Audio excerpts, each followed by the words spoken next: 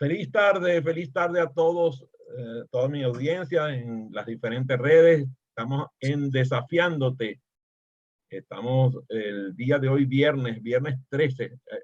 Este número a veces la gente le suena raro porque le suena demandante.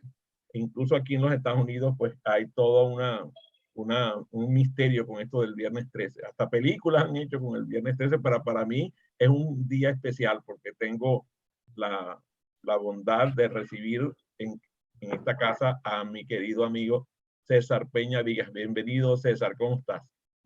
Gracias, Adrián, por la invitación. Me siento muy honrado. Bueno, tengo aquí de acompañamiento a Elizabeth Irauquín desde Miami, quien también es valenciana y muy querida de tu persona. A ver. Hola, muy buenas tardes, César. Un placer grandísimo verte. Bueno, imagínate, un honor para mí después de haber estudiado en Unitec todos esos años y haber aprendido tantas cosas importantes en esos años de primera juventud. Y le recordaba a Adrián que siempre recuerdo cuando tú decías, cuando eras rector de la universidad en esa época, y nos decías que el estudiante era empresario de su propio aprendizaje. Y eso nunca, nunca lo olvidaré, porque me sirvió para a lo largo de mi desarrollo profesional y en mi vida personal aplicar ese mismo concepto. Así que bienvenido, un placer estar aquí compartiendo con ustedes hoy. Y Vanessa Urbina se conecta desde España con nosotros. Bienvenida, Vanessa, ¿cómo estás? Muy buenas, la verdad que muy feliz de estar por aquí escuchándoos. Os iba a seguir solo por Facebook, pero digo, voy a venir aquí de apoyo, aquí a animaros. O sea que nada, muy feliz de conocer a las nuevas personas, a Elizabeth y a César. Gracias. Igualmente. César, cuéntanos, ¿dónde naciste? En Guacara. Guacara, Estado Carabobo, Venezuela. Estado Carabobo. Muy bien, yo aclaro porque, bueno, la audiencia de este programa es internacional y a veces los nombres de nuestras ciudades en Venezuela no son tan conocidos. Ajá. Y cuéntame, ¿quiénes fueron tus padres? Mis padres fueron dos maestros de primaria. Mi padre luego terminó siendo director de escuela, fue director de la escuela de formación de maestros de Rubio, y mi mamá se dedicó finalmente su vida a enseñar a niños con dificultades de aprendizaje. Oye, qué apasionante. No sabía esa particularidad de tu mamá. Sí había escuchado lo de tu papá. Cuéntame, y entonces, ¿quiere decir que tú le heredaste en la cuna todo este deseo de educar a tus padres? Quizás de muchas fuentes, porque por supuesto, esas son fuentes primarias que son imborrables, pues, y que son indelebles. Pero también saqué mucho provecho de mis profesores, de mis estudiantes. Allá acabamos de ver un estudiante que todavía recuerda digamos, el pensamiento fundamental sobre la formación universitaria en Unitec. Eso es, digamos, 20 años después, o quizás más de 20 años, eso es muy valioso, ¿no? Y también de eso aprende uno, aprende de muchas cosas. Más de 20, te garantizo. Cuéntame, y por cierto, ¿cómo nació Unitec? Bueno, Unitec nació como una necesidad de los sectores productivos del Estado Carabobo, de formar profesionales de alta calidad y que tuviesen mayor relación con el sector productivo. Entonces, Unitec nació con la idea de no perder tiempo. Teníamos 230 días de clases al año de actividad académica, 230 días, y eso era obligatorio, no había suspensión de actividades. Y por otra parte, los estudiantes trabajaron en proyectos desde el comienzo de la carrera, se relacionaron con los sectores productivos, trabajaban entre sí, o sea, constituimos grupos de trabajo con estudiantes de distintas edades y para realizar proyectos multidisciplinarios, pues digamos, con confluencia de estudiantes de distintas carreras. Eso se hizo y se continúa haciendo todavía. Y también con otra característica que quizás ha sido muy resaltante, que es lo que se llama el aprendizaje por iniciativa, que es que los estudiantes tienen la posibilidad de constituir una asignatura, buscar un profesor, pagarle a ese profesor directamente y esa asignatura tiene valor en el pensum. Fíjate que a mí dos cosas que me gustaron siempre. Primero, que no tenían la percepción que yo veía en otras universidades privadas de ser colegios privados. Tenía sensación más bien de universidad tecnológica, de universidad de avanzada. Por cierto, que no puedo dejar de saludar a Héctor Lucena, que se conecta en esta sesión, así que estoy seguro que tú estás también contento como yo de que Héctor esté conectado. No, Héctor es un gran personaje en la educación en Venezuela y en el mundo. Sí, yo lo veo desde muchos años atrás y espero que, aunque sea por retruque, se acuerde de mí, pero no importa, yo me acuerdo de él con mucho cariño. Y se conecta también desde la Florida, Ivette Casanova, que también es valenciana. Hola Aquí a como que todos. hubo Hola, un gusto. una convocatoria para la gente de Valencia que se conecta. Armando González desde Caracas, Muchas gracias. el Sherpa Armando. Eso de que sea percibido como una universidad y no como un colegio, eso me impactó a mí. Y otra cosa fue que a mí me impactó que tú me invitaras a dar una conferencia en tu universidad cuando era un atrevimiento. De hecho, hubo docentes en tu universidad que reaccionaron adversamente a mi presencia porque les resultó un desafío y una disrupción a su modelo de educación. Y yo me acuerdo que las personas que te acompañaban, como es el caso de Corinita, que yo la recuerdo con mucho cariño y la honro en la tarde de hoy, estaban felices. Dios mío, este vino a desafiar a esta audiencia de docentes. Y lo peor era que había sido invitado por el rector, no me podían sacar. Claro. No, en esa época corríamos grandes riesgos. Así es. Bueno, el día de hoy lo quiero dedicar a conversar contigo de futuro y el futuro de la educación en esto de la educación incremental. Aprendizaje no supervisado, aprendizaje no supervisado. Sí, pero quiero decir, en el marco de la educación incremental, tú traes una propuesta que resulta muy novedosa a mis oídos, que es ese aprendizaje no supervisado. Háblanos de tu propuesta y de lo que eso significa. Bueno, primero algunos conceptos muy generales. Se trata de llevar procesos de aprendizaje elementales de tipo cultural a grandes masas de población a muy bajo costo. Ese es el primer gran concepto. El segundo gran concepto es que se trata también de aprovechar talento de personas que de otra manera no tendrían acceso a ser conocidas por empresas u universidades. Ejemplo, un bachiller que se gradúe de bajos recursos en un lugar como Coro, por ejemplo, en Venezuela, que no tenga acceso, que no tenga dinero para poder ir a una universidad. Con un sistema de esta naturaleza y muy poco dinero puede hacerse conocido si logra destacarse respondiendo preguntas que se le colocan en un sistema que opera, bueno, daremos detalles posteriormente, que opera sencillamente. Ok, déjame detenerte ahí o sea que yo soy lento en comprender. ¿Podrías repetirme las dos características del aprendizaje no supervisado? Uno, la primera es que está dirigida a grandes masas de población, es de naturaleza cultural. ¿Qué significa grandes masas? ¿Qué significa grandes masas? A cualquier persona. Ok. A cualquier persona. Y es de naturaleza cultural, no es conocimiento en el sentido profundo de la expresión. Y el otro es que le da oportunidad de participar y de aprovechar talento por parte de quien lo desee, empresas, universidades, de personas que de otra manera no tendrían acceso a ser conocidas. Esto es de muy bajo costo, está previsto con un costo de aproximadamente $10 al año. Muy bien. ¿Y cuáles son las vías mediante las cuales se va a comunicar este proceso educativo?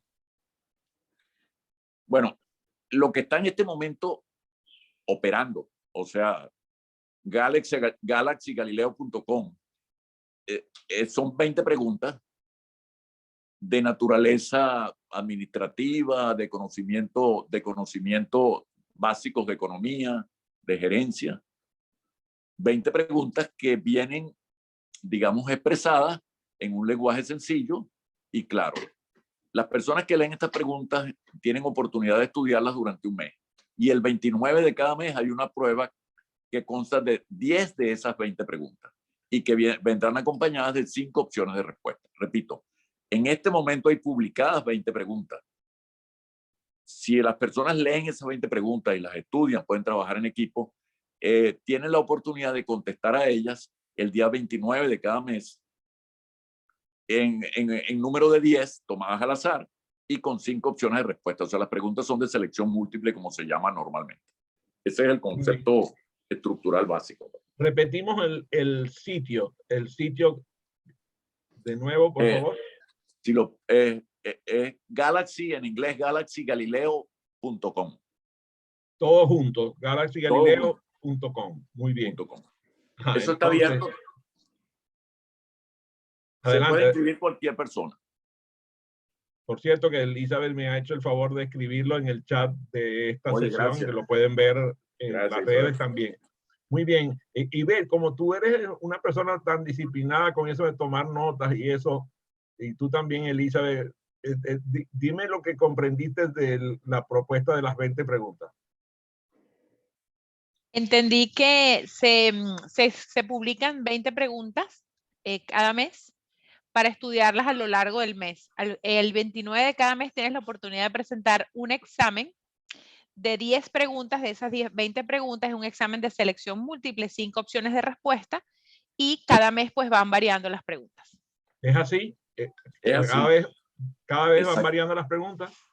Cada vez sí son. Las que están puestas en este momento son del mes pasado. Yo las coloqué las del mes pasado, pero a partir del lunes pueden ingresar a las de este mes.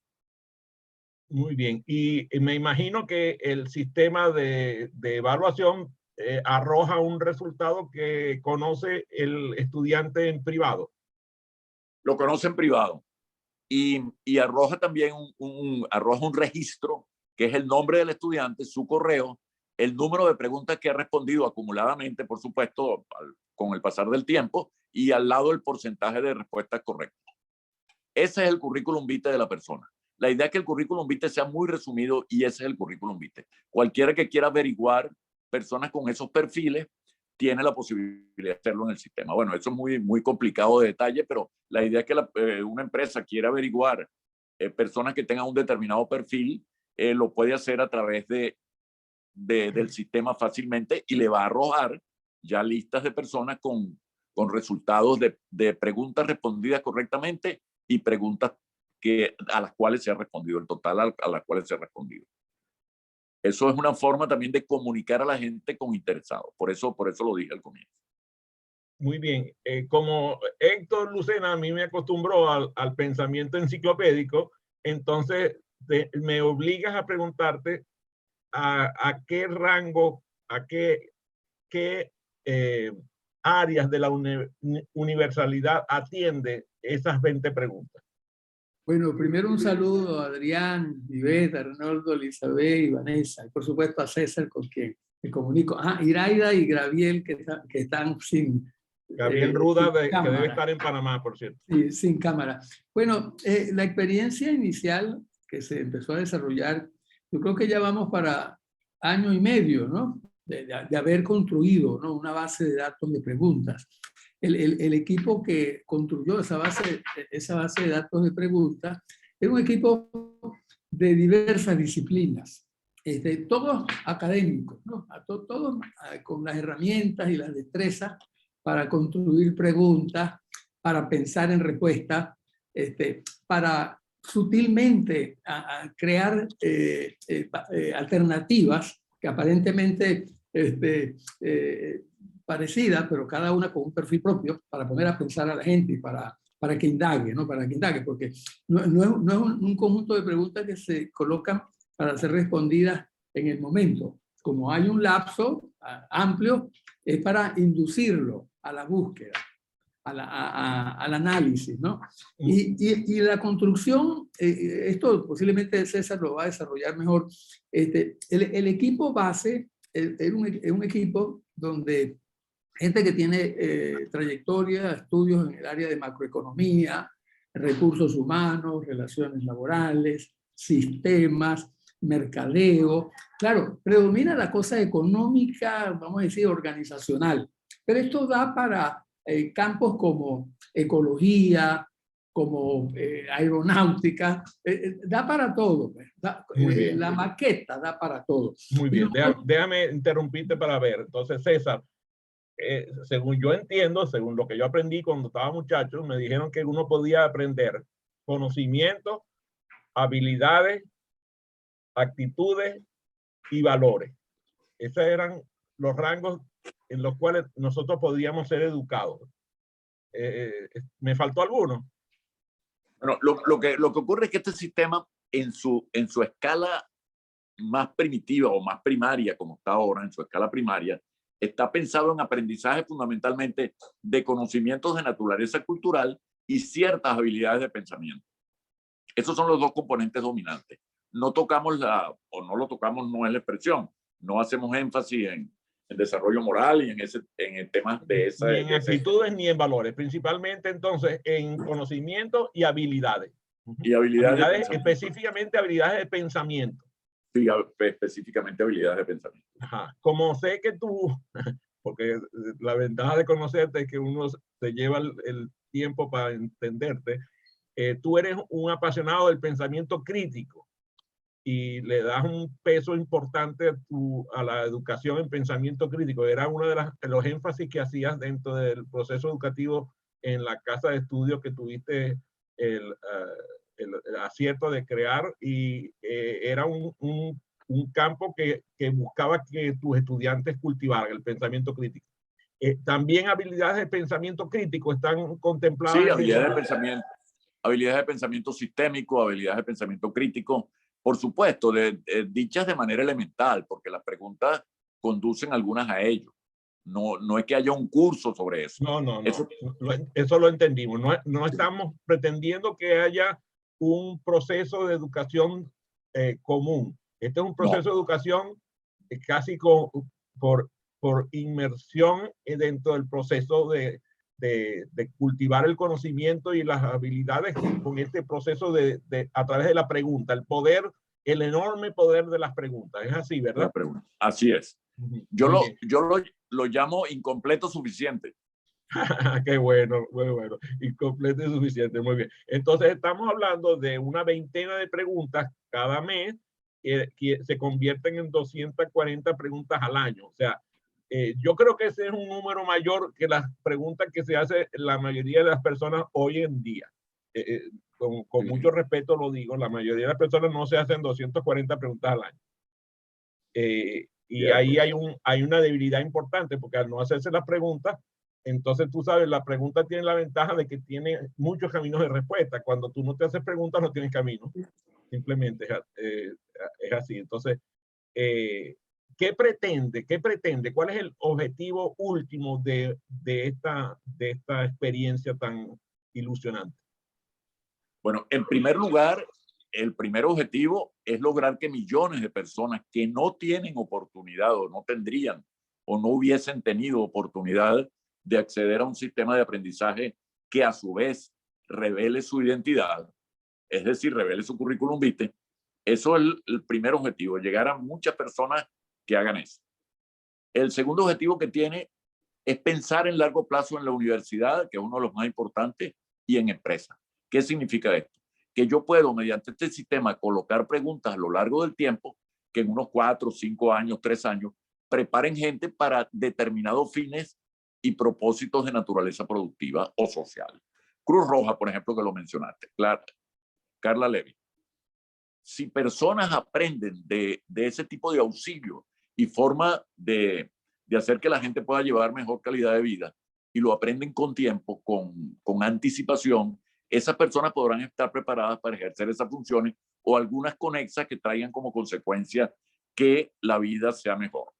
Eso es un elemento. Y el otro tiene que ver con el conocimiento. Vamos a tomar, digamos, uno puro y simple, acero inoxidable. Si yo tengo en mente, pues, producir acero inoxidable en pequeña, en gran escala, y yo coloco preguntas de ese género en un sistema como este por años, yo voy a tener personas que puedo clasificar pues dentro del sistema que han respondido correctamente preguntas sobre acero inoxidable y yo las puedo clasificar, contratar en cualquier lugar del mundo, que es la otra gran ventaja que tiene. Con esto estoy consiguiendo gente o haciendo que pueda trabajar o haciendo que yo pueda trabajar con personas que están en cualquier lugar del mundo. O sea, no se restringe una ciudad ni un país.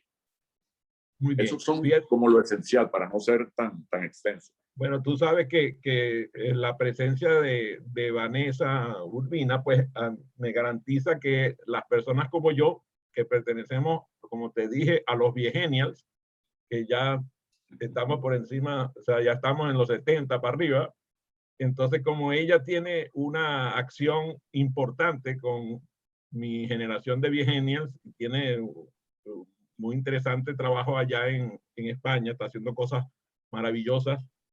Yo le preguntaría a Vanessa, ¿qué le suena a ella, qué le resuena a ella de esta conversación de César respecto a su público habitual, de esa acción que emprendes allá en España? Pues la verdad es que me parece muy, muy interesante porque yo provengo del mundo de los recursos humanos y considero, ¿no?, que el pensamiento crítico es la base de todo, en general en la vida, pero en recursos humanos creo que nos podría solucionar miles de cuestiones. Entonces me está encantando porque lo de las preguntas, o sea, lo de estarnos cuestionando, ¿no? Cuando a veces hablamos los psicólogos de que solo usamos el 5% del cerebro, pues yo creo que la actividad que hace César es para potenciar todo eso, ¿no? Y desde un aprendizaje, como yo aquí le llamo, que por eso no sé si será lo mismo César, aprendizaje no formal, que podría estar un poco alineado a esto del aprendizaje no supervisado y todo esto, no lo sé, si me equivoco, es que es la primera vez que lo oigo y me parece súper curioso.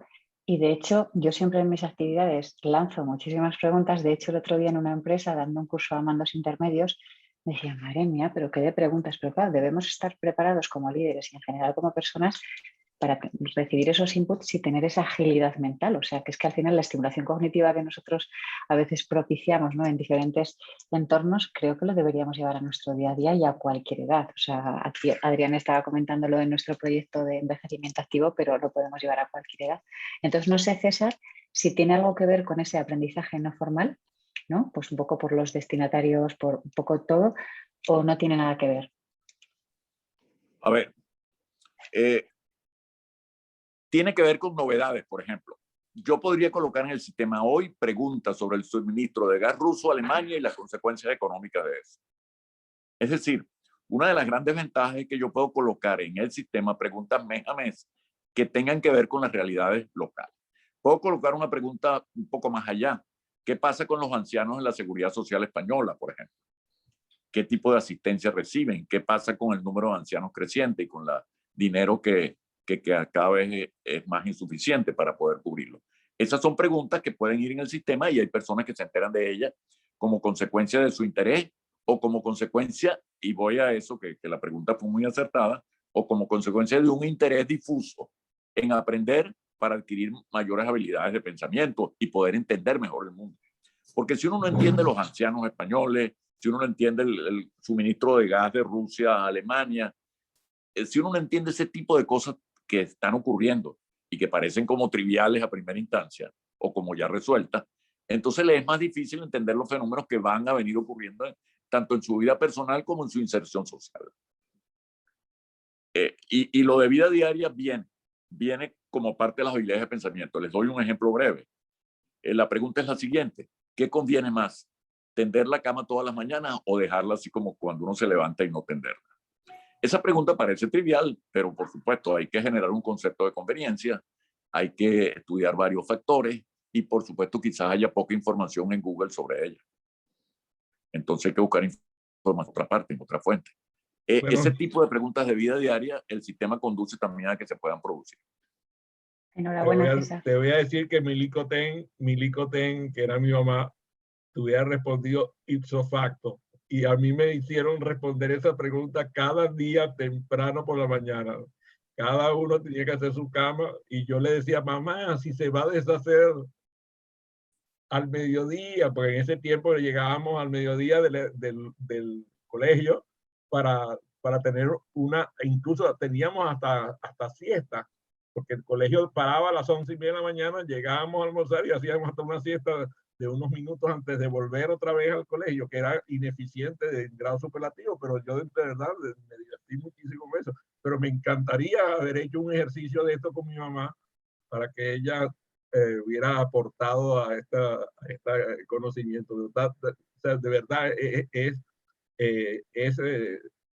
es interesantísimo lo que se puede hacer investigando una cosa tan sencilla como la que acabas de describir, en términos de termodinámica, en términos de eficiencia energética, en términos de higiene y orden, del orden, tú sabes, que produce muy interesante. De verdad que me tumbaste el cerebro porque me pusiste a pensar en mi mamá. Adelante, Ivette. Sí, bueno, un gusto saludarlos a César. Antes quiero interrumpir, preguntarle al señor Héctor Lucena si usted dio clases en la Universidad de Carabobo en FASE. Tienes que prender el micrófono, la capacidad de leer los labios de Ivette es leve, Héctor. Ok. Que justamente ahí es donde he hecho la mayor parte de mi carrera. Entonces usted fue profesor mío, ¡qué pasión! Qué bueno.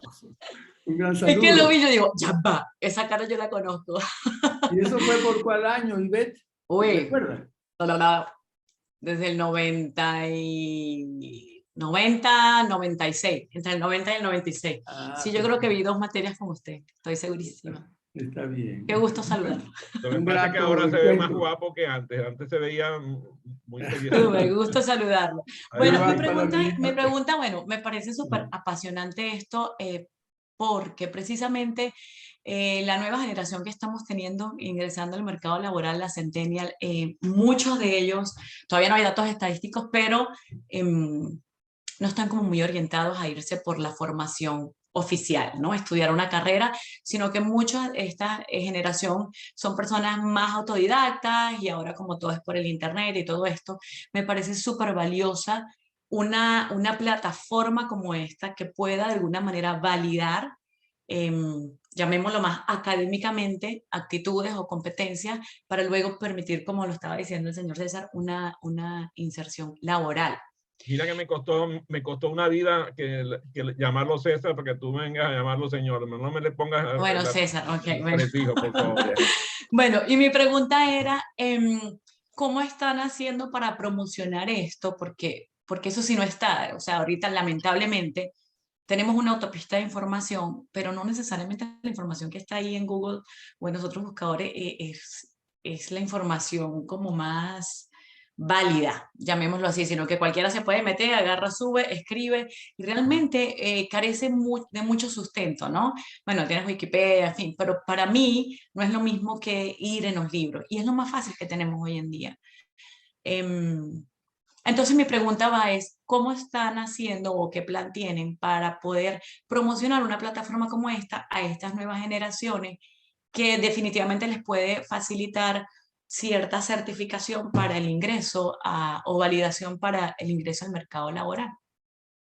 Bueno, en primer lugar, necesitamos 1 año y medio, quizás como dijo Héctor Lucena, quizás un poco más para reunir un inventario de 400 preguntas que tenemos. En el área de gerencia, como les dije, administración, economía y también en ambiente.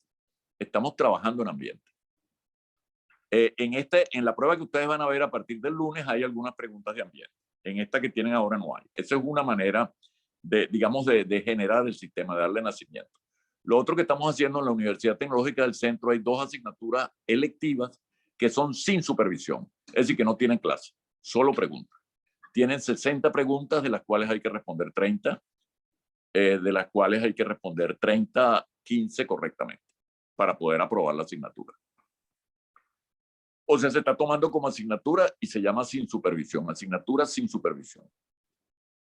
Y bueno, es electiva totalmente, es una asignatura que está en el pensum de estudio y definitivamente pues forma parte del currículum. Lo otro que estamos haciendo es en empresas. Estoy tratando particularmente en una llamada que sea el proceso de selección, de captación de personal. Porque esto tiene la gran ventaja de que uno puede lanzar la prueba, pagar muy poco por ella, bien la persona que sigue el proceso o bien la empresa, y obtener al cabo de unos meses, al cabo de unos años, respuestas, o mejor dicho, obtener una calificación de la persona y su capacidad de aprendizaje, lo que tiene mucho que ver con desarrollo de talento y tiene mucho que ver con, digamos, con futuro de esa persona en la empresa.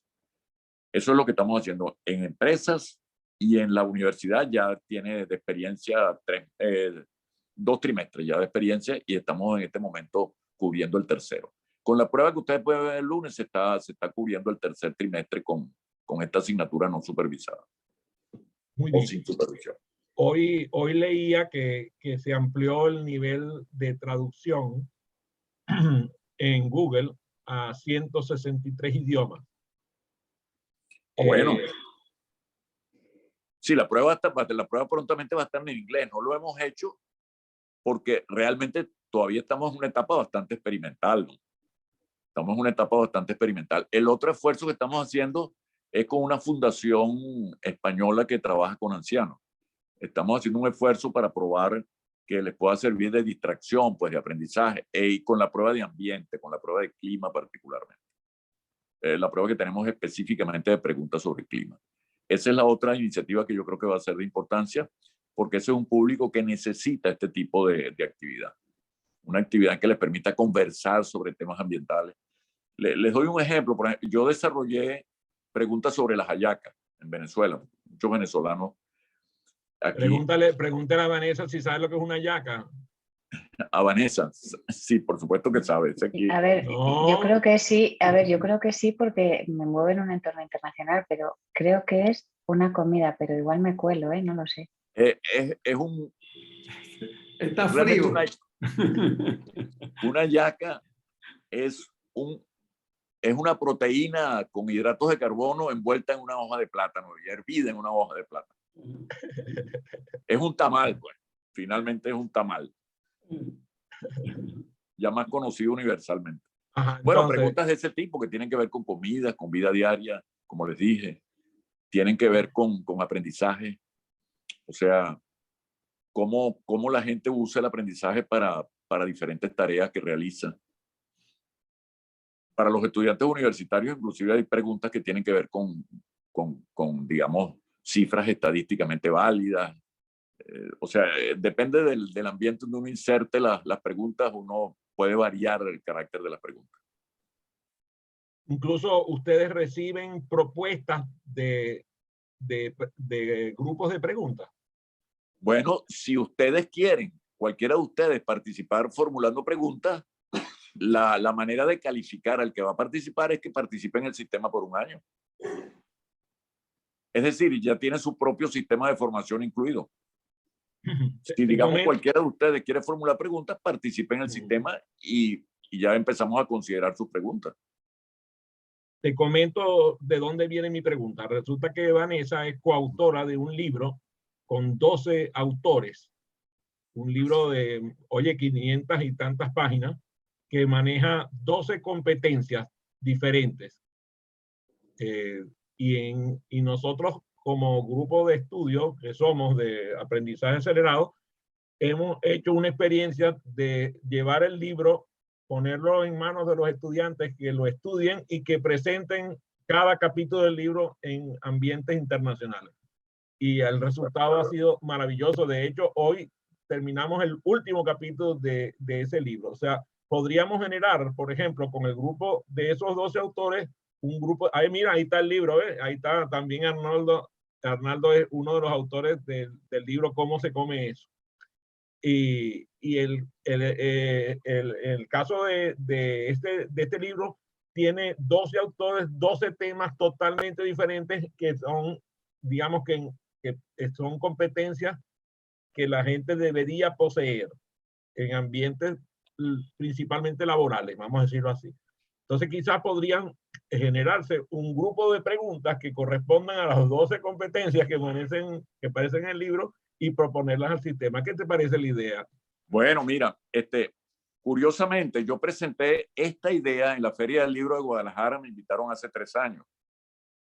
Y la idea era cómo serían los libros modernos. Entonces, fíjate, esta idea parte de ahí. La idea sería que los libros modernos, que por supuesto electrónicos, trajeran incluidas preguntas en las explicaciones que ven incluidas en el texto y que la gente vaya respondiendo las preguntas y el sistema va registrando las respuestas. Por supuesto, esa es una etapa mucho más avanzada tecnológicamente que la actual. Y también los autores de libros tendrían que cambiar. Yo he trabajado con un libro que se llama Los verdaderos pensadores de nuestro tiempo, de, ¿cómo se llama el autor? Gay Sorman. Trabajé con ese libro en los años 90. Y actualmente estoy trabajando con 2 libros de avanzada. Uno se llama Sapiens de Harari, claro, y el otro se llama La antifragilidad de Nassim Taleb. Estoy trabajando en el sentido de tratar de formular preguntas de ese libro, de esos libros que son libros tecnológicamente o con ideas bastante avanzadas, para ver si los autores se interesan en publicarlas como tales en un libro electrónico. Estoy detrás de esa idea, pero entiendo que no es próxima. Ahora con la aproximación de ustedes me encantaría poder conversar específicamente para ver qué podríamos hacer. No, sí, no te preocupes, que ya con esta conversación lo pongo en manos del equipo coordinador de esos 12 autores para que conversen. Fíjate que a mí me sorprendió cuando Harari sacó el libro de Sapiens llevado a caricaturas. Llevado caricaturas, sí. Pues fue una cosa fuera de este mundo que un autor de semejante calibre sacara un libro, y además ha tenido un éxito editorial descomunal. O sea, que el tipo se ha hecho de un montón de dinero con las ventas de ese libro, que por cierto entiendo que donó los libros, donó las ventas de los libros. Elizabeth está conectándose por otro lado, pero ella tiene una pregunta y no quiero que se le pase el momento. Adelante, Elizabeth, con tu pregunta. Sí, claro. Mi pregunta era cuando comentaste sobre la posibilidad o el trabajo que quieres hacer en el esfuerzo con las personas, yo le llamo de la juventud experimentada. ¿Recibes voluntarios? O sea, si tenemos a alguien en nuestro entorno que puede ser un buen voluntario allí, ¿cómo lo involucramos? Mira, hay muchas ideas, pero yo voy a dar la idea final porque entiendo que este grupo es para eso. Lo que yo quiero crear es una bolsa que llamo de activos y pasivos intelectuales. Es decir, un lugar donde uno concorre con valores. Los valores son las preguntas, las respuestas correctas, pero también las respuestas equivocadas. Porque uno de los elementos que le falta a la comprensión sistémica, pues, del aprendizaje es llevar nota de lo equivocado. ¿Por qué? Porque las personas que responden equivocadamente una pregunta actúan en su vida con esa respuesta equivocada. Eso es lo que yo llamo un pasivo intelectual. Entonces, yo quisiera que esto fuera tan libre como una bolsa de valores, que acumule pasivos y activos intelectuales. Y las preguntas son de los profesores, y los profesores recibirían un pago por cada respuesta que se haga de su pregunta. Entiendo que es una idea todavía distante probablemente, pero yo creo que vamos hacia allá, un sistema de libre acceso que permita que las personas se califiquen con respuestas al sistema y que permita llevar registro de activos y pasivos. Nosotros ya estamos llevando registro de activos y pasivos. Les doy un pasivo de ejemplo. Hay una pregunta en la prueba clima que dice ¿cuál es la fuente de energía que incide sobre la Tierra todos los días que causa más cambios en la vida del hombre? Esa respuesta correcta es el sol, pero curiosamente la respuesta correcta al sol la ha dado aproximadamente el 50% de estudiantes de escuela secundaria a las cuales se ha aplicado. Pero la respuesta incorrecta más frecuente es energía eólica. Entonces, cualquier estudio que hagan esos jóvenes sobre energía y energía emergente, bueno, van a tener una confusión tremenda. No saben del sol, de su existencia, de que incide sobre la Tierra, que causa cambios.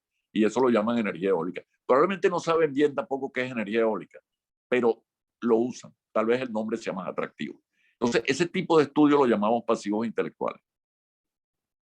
Mira, por cierto que ahí Elizabeth hizo una trampa y metió a su madre, a Elena Sokolova, que está en Miami. Elena es una persona de esas que te conviene, porque resulta que Elena es una médico, ya tiene varias especialidades médicas que incluyen radiología, que incluyen medicina tradicional china, además formada en ballet, porque ella es hija de la persona que es la líder del movimiento de ballet en Venezuela, al igual que Ellen y Elizabeth, ambas pertenecen al movimiento del ballet en Venezuela. Ha sido la escuela de su madre, era, bueno, pues la casa más importante de ballet en Valencia. Entonces, por eso te está trayendo el refuerzo, porque estamos hablando de una persona que tiene un pensamiento holístico importantísimo. ¿Cómo estás, Helen? Feliz tarde. Feliz tarde, mucho gusto, doctor Vigas. Encantada. Un placer. Sí, mi mamá placer era saludar. Nina Nicanorova. Bueno, la gran bailarina. Sí. Así es, una persona bueno, encantada. muy importante. Bueno, dispuestas a oír. Adelante. No, me gusta, Elizabeth me comentó que estaba sumamente interesante la reunión. Bueno, estoy toda oído. Gracias, Helen. César, quería que me dijeras cuáles son los principales enemigos de este proyecto. Bueno, el principal enemigo que yo he conseguido en múltiples reuniones y tiempos es que la gente en general no quiere ser evaluada de una manera eficiente, es decir, que sea reveladora de la verdad. La gente quiere una evaluación de todas esas que llaman 360 grados, etcétera, por pares, evaluaciones que son muy condescendientes y que generalmente no tocan el meollo del asunto, que es el aprendizaje, sino que tocan elementos accesorios. Ese es uno de los principales enemigos que tiene el sistema. Y el otro enemigo que tiene es que es totalmente nuevo, desconocido, no existe nada parecido. Existe la prueba PISA, pero la prueba PISA tiene otros propósitos y está dirigida a otro público. Es la única que, digamos, tiene alguna semejanza, ¿no? Esto incluso tiene unos riesgos de sesgos sociopolíticos importantes. Sí, bueno.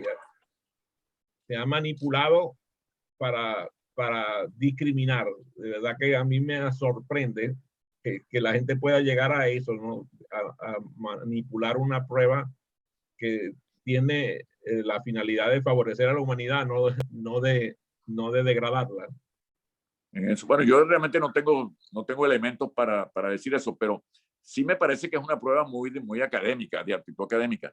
Esta prueba, bueno, y lo otro es que no se percibe como un reductor de complejidad, porque una de las competencias más importantes de una persona que da clases, maneja recursos humanos, que sea capaz de reducir complejidad, pues, que dé elementos para que pueda entender mejor qué está pasando y qué ocurre.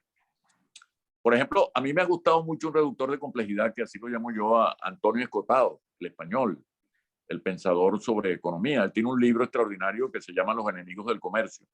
Y en esos enemigos del comercio tiene una disquisición, tiene un tratado ahí sobre el dinero, que es extraordinario. Entonces, bueno, el dinero es un gran reductor de complejidad. Y el dinero hay que estudiarlo desde esa perspectiva también.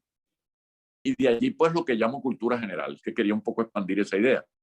Cultura general tiene que ver con el dinero, tiene que ver con las criptomonedas, qué características tiene una criptomoneda y qué habilidad de pensamiento se necesita para mirar criptomonedas. Yo les rogaría a los que están trabajando en habilidades de pensamiento que tienen esas dos, bueno, que agreguen el tema de las criptomonedas, porque entender criptomonedas requiere habilidades de pensamiento distintas que entender el dólar o euro. Para dar un ejemplo, pues. Incluso las implicaciones de daño a la ecología que tienen las criptomonedas, que muchas veces la gente no conoce esa faceta, ¿no? Por lo general, yo recuerdo una definición que más o menos te capté hace unos años, que tú decías que un problema era aquel obstáculo que se nos presentaba para el libre fluir, ¿no? O sea, que cuando nosotros analizamos los problemas, lo que debemos ponerle el foco es a las herramientas que poseemos para resolverla, que cuando le ponemos en la vista el problema, lo que hacemos es complicarnos la vida, porque la complejidad está en mirar el problema. Lo que tenemos que buscar es la mirada hacia la salida del problema, que es donde no está el problema, están las soluciones. Entonces, en este caso, a mí me interesa muchísimo pensar en cuáles son los obstáculos que tiene este proyecto, que uno de los obstáculos que yo le veo es que depende de algunas personas para florecer, hasta que no se haga un momentum que traiga varios actores de diversos mundos, además que no sean solamente, por ejemplo, gente de Venezuela, sino que sean gente de varios países, que además sean personas de varias tendencias, o sea, que se haga un momentum que reúna gente que mueva el proyecto y que garantice su perdurabilidad. Mira, yo hice un intento en ese sentido, pero fue fallido, que fue el que hice en la Feria del Libro de Guadalajara y que luego estuve en una universidad en Guatemala. Fue yo al principio traté de que se pudieran vender las preguntas por Amazon. Es decir, que cuando uno estudia este tipo de enfoque no supervisado, uno compra preguntas en Amazon, generalmente de autores de libros, obviamente, y uno paga las preguntas ahí y de esa manera se paga al profesor.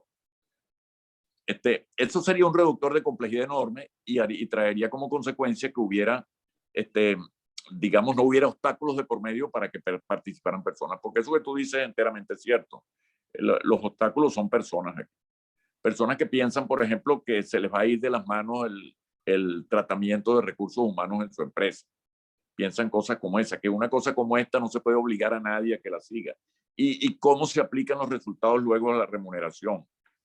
Esas son preguntas que me han repetido muchas veces con personas con las cuales he comentado. Que cómo se refleja en la contabilidad del aprendizaje. Entonces, mira, las empresas no tienen activos de aprendizaje en la contabilidad. Esos intangibles no se tienen. Habrá que incluirlos. Pero también habría que incluir pasivos de aprendizaje. Aquellas cosas que no salen bien porque la gente no sabe bien. Eso habría que incluirlo también. Y también habría que incluirlo en el pensum de las universidades, porque una de las ventajas que tiene un sistema de esto, que podría reducir también bastante complejidad en la enseñanza, es que los profesores de distintas asignaturas supieran cuáles son los pasivos que hay en el mundo en determinados conocimientos. Eso también, que uno lo supiera, que estuviera en la literatura eso, que se pudiera conseguir en Google.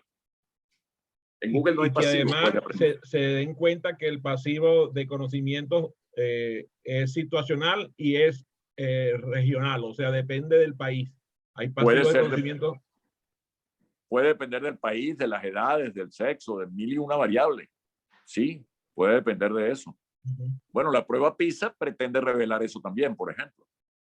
La prueba PISA pretende revelar eso. Pero claro, la prueba PISA no habla de pasivos, sino habla de, digamos, de modelo de representación del pasivo. Que dice que en tal país salieron peor que en tal otro. Pero no relata el pasivo como tal. La idea de este sistema es que se relate, que eso tenga valor en una bolsa de valores. Muy bien. Jack Phillips, el pensador norteamericano que viene del mundo de la medición, él dirige una institución que se llama el Return of Investment Institute, the ROI Institute.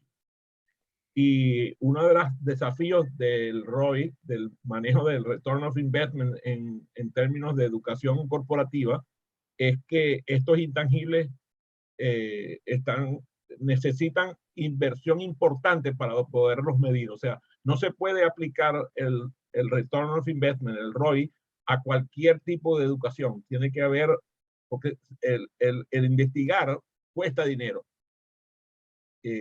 Y si nosotros resolvemos el dilema poniendo la investigación en manos de quien no le interesa el dinero, sino que le interesa el bien común, entonces quizás podemos resolver el problema. Otra cosa es lo que dijiste antes que me interesó muchísimo, que es el registro de los errores, la contabilidad de los errores.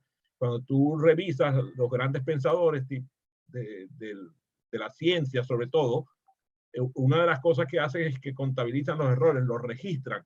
Y o sea que cada vez que se equivocan lo dejan anotado y eso se convierte en parte del secreto de su éxito, porque no es lograr un acierto, es lograr muchos errores que permitan avanzar. Los errores son las piedras en las cuales nosotros corremos para llegar a territorio seguro.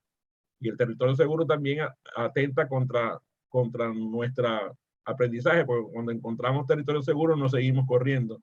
Buscando movedizas, ¿no? Dime, Vanessa. Vale, yo creo que quería hacer una pregunta a César, si puedo.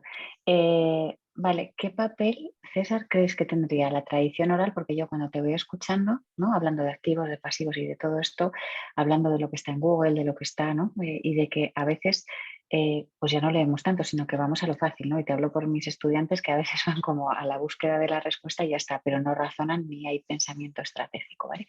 Ni crítico.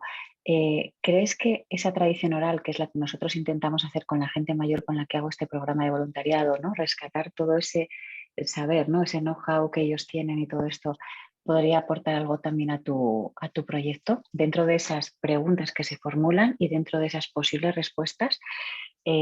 ¿Crees que tendría algo de sentido esto? Porque nosotros lo solemos hacer habitualmente, pero no sé cómo encaja en lo tuyo, porque nosotros siempre utilizamos la inteligencia colectiva, a ver, tanto en formaciones en empresas como este proyecto que estoy diciendo con mayores, ¿vale? ¿Crees que podría estar bien sumar? Porque ante esa versatilidad y esa diferencia de respuestas, yo creo que se enriquece todavía más ese proceso tan interesante que tenéis. Mira, una de las cosas que yo quisiera tener son humoristas que pudieran dar clases, por ejemplo. O personas estos que son comediantes que pudieran explicar un tema. Por ejemplo, salud alimentaria, pues cómo se alimentaría uno con buena salud. Que lo puede explicar un comediante. Yo lo tengo dentro de mis posibles proyectos, pero por supuesto, eso es costoso, ¿no? Poder entrenar un comediante para que explique lo que es un buen comer. En estos días oí uno que decía que en un restaurante español hay un menú que en el postre dice tembladera de huevo con leche sobre espejo de almíbar. Eso es un flan. Entonces me interesó mucho eso, porque dije, esto es de humor y puede traer como consecuencia que uno pueda hablar de ese alimento. Güey. Yo coincido plenamente con lo que plantea, pero es costoso. Sería costoso porque hay que experimentarlo, hay que probarlo y hay que buscar las personas que estén dispuestas a eso. Pero creo que sí, definitivamente. Bueno, la civilización, ahí lo tiene Harari.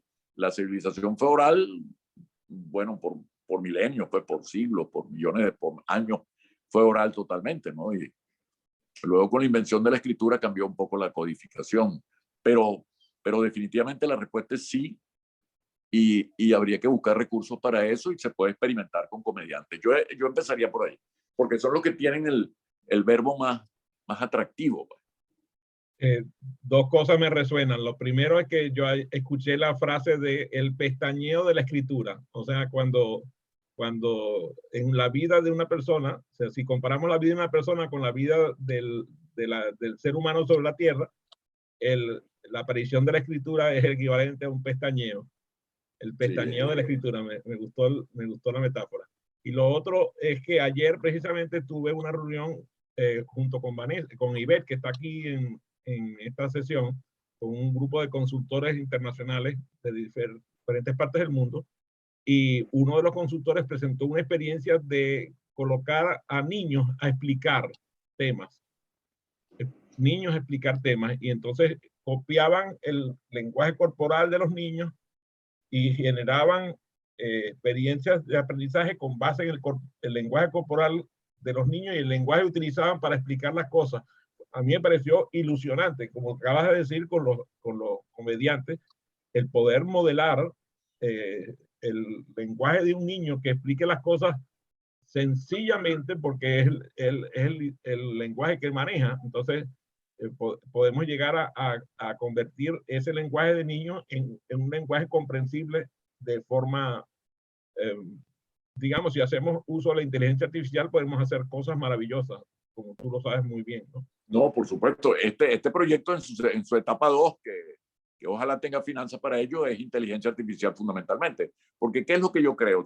Si tú me dices cuál es la lista más larga de gente que se ha escrito, es Facebook, pues. Facebook tiene 3.000 millones de personas inscritas, ¿no? Esa es la lista más larga que se ha hecho. Esa es la lista a la cual yo quisiera acudir. Pero eso no se puede acudir con poco dinero. Para responder también parcialmente tu pregunta de cómo yo pienso que Facebook sería digamos, el lugar de difusión más importante, porque es lo que me interesa a mí llegar a tanta gente.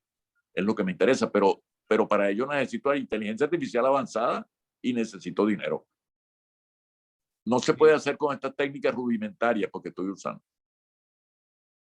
Ahí el secreto está en comunicar de forma, vamos a decir, inteligente el proyecto, o sea, a ponerlo en marcha como una comunicación que se vuelva viral por favorecedora de la humanidad, ¿no? Fíjate que yo me acuerdo cuando salió la Khan Academy, ¿te acuerdas? Cuando salió la Khan Academy, claro. surgió porque el chico empezó a difundir las clases que le daba a su sobrino, le daba clases y subía las clases a YouTube. Y lo vio Bill Gates y lo demás es historia. El primer aporte que le dio Bill Gates al creador de la Khan Academy fueron $2 millones.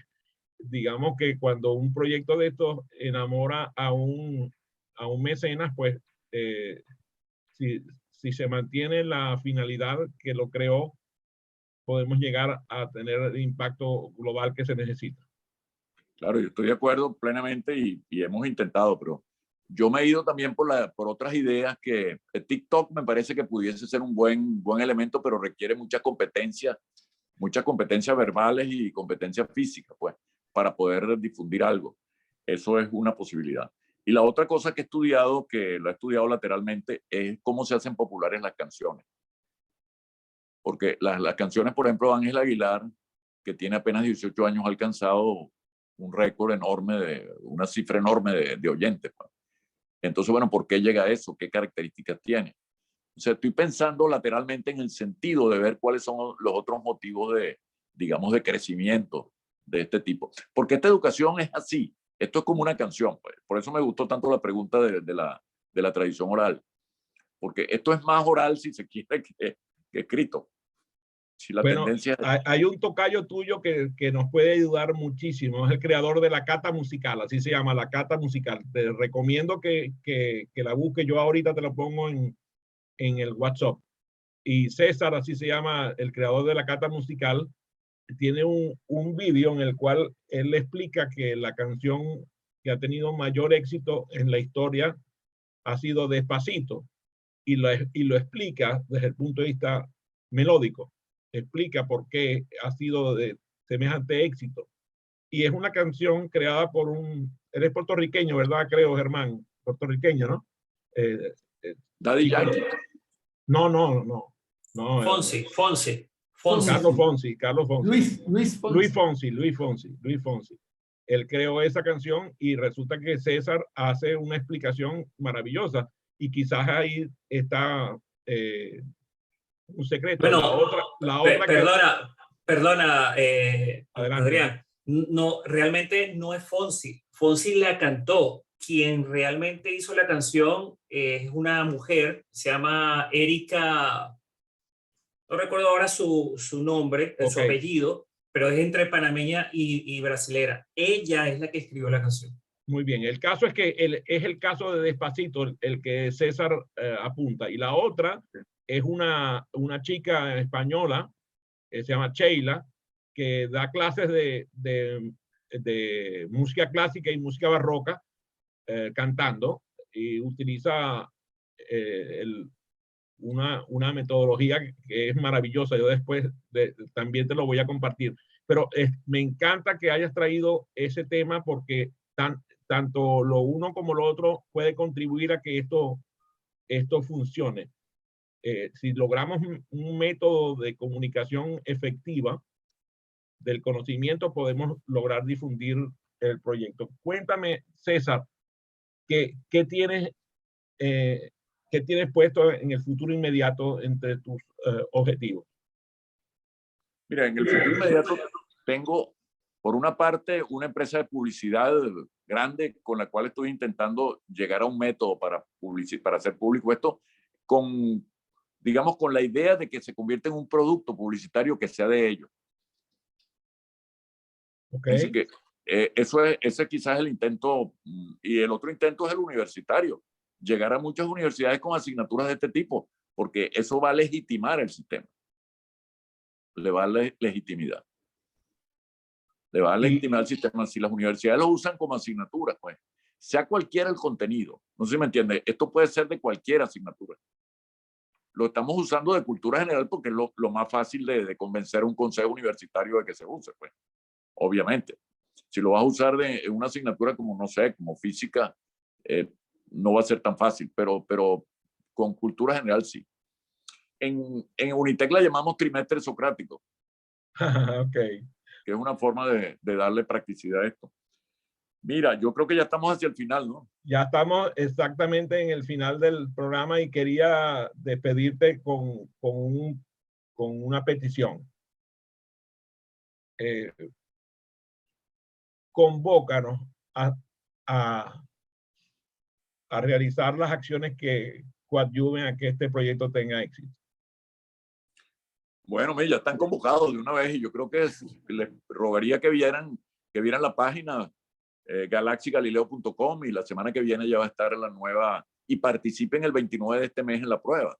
Y vamos constituyendo un equipo de reflexión. Yo sugeriría que hubiera un equipo de reflexión tan valioso como este que ha reunido hoy, que podamos reunir una vez cada 2 meses, algo por el estilo, y veamos los progresos y las ideas y el grado de participación que ustedes quieren tener. Porque esto será exitoso en la medida en que yo tenga talento alrededor, pues.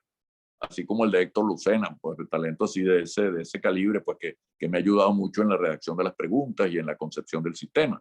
Que podamos reunir talento y hacer de esto un negocio, porque finalmente las buenas ideas son negocios.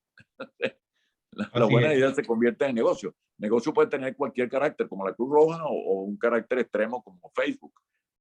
Yo pienso que esto sería como Facebook. Así empezamos el programa con la declaración de la recomendación que le daba a tus estudiantes en la universidad. Germán, apúrate porque se va el hombre. Yo quería de alguna forma reforzar, me complace haber escuchado esto del pasivos de conocimiento. En el Centro Euro-Venezolano de Desarrollo Empresarial ya no existe, lo que existe es Sincatesa, allá en La Victoria, Estado de Aragua.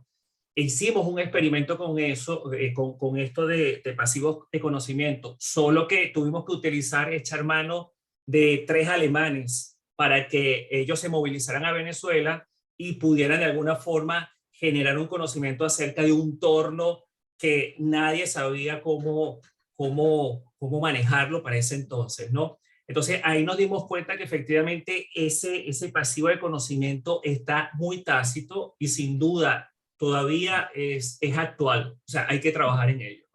Gracias, Germán. Por cierto, César, yo te puedo decir ahora que tengo a Germán aquí, porque Germán también, al igual que Ivette y Elizabeth, forman parte de los facilitadores que forman el grupo de facilitadores nuestros.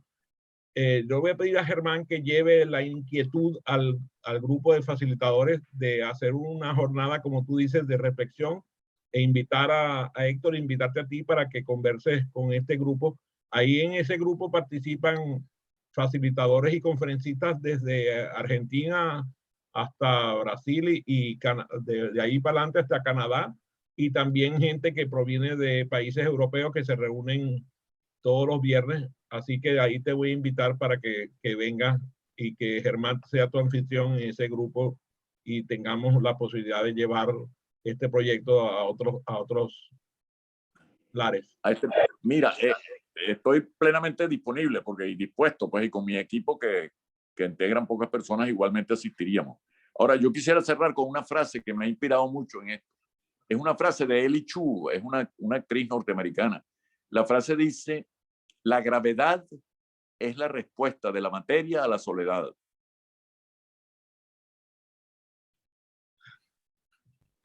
Esto es algo así. Esto es algo así. La gravedad es una respuesta de la materia a la soledad. Esto es algo así como eso, pues. Es una respuesta a una soledad que existe en un campo. Bueno, muchas gracias. Mejor dicho, nada. Muy bien, muchísimas gracias. Gracias a ti por la invitación y a los participantes por tan activa participación. Muchas gracias. Muy complacido.